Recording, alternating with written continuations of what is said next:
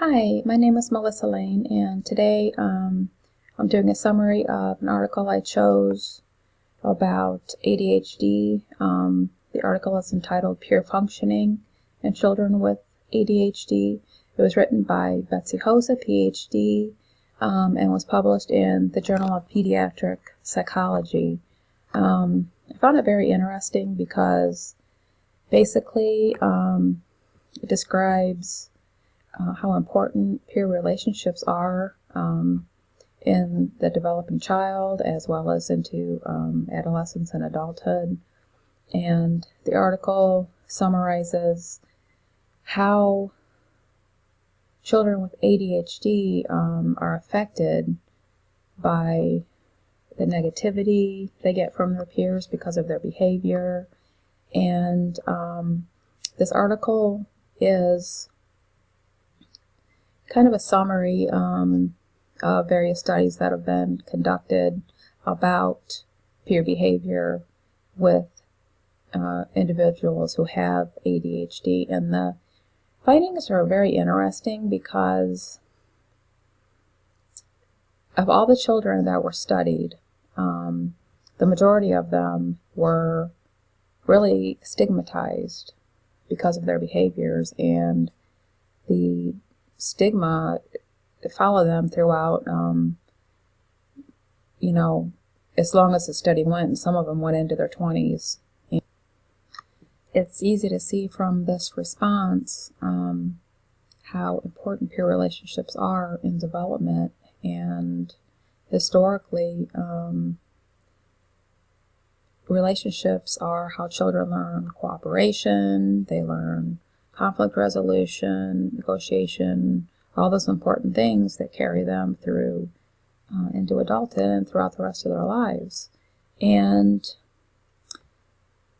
the research on peer relationships in children with ADHD is so important because it kind of helps to understand why children with ADHD either they're slow in progressing or improving, and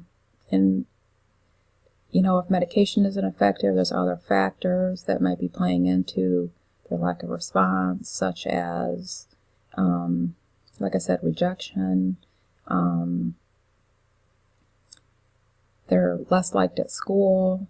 It can impact their behavior in the classroom. As anybody that's been bullied knows, it could restrict them from participating in activities, and all of this kind of has a spiraling effect throughout the rest of their lives if it's not addressed. And the thing is, with all the treatments in ADHD currently, there's really not one that addresses peer relationships in ADHD. There have been studies done, but there hasn't really been an improvement in treatment in this area.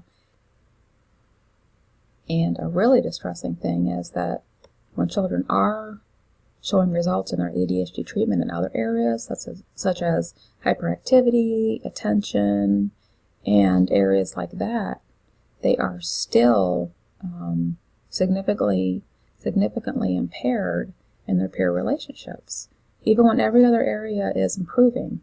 And that's really sad because, they improve on their ADHD and they still have all these other social problems to deal with.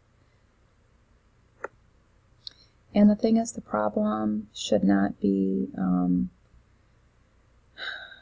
addressed only in the child with ADHD, but it should be treated in the peers. The peers should learn, they should be educated about different conditions that people might have within their classroom, their friends, their relatives, so they can understand the differences instead of either fearing them or mocking them.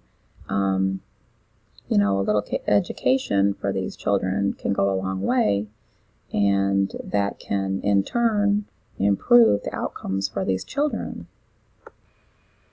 And the bottom line is that low acceptance or rejection by peers, it places children at a significantly higher risk for negative outcomes, for serious outcomes, and trying to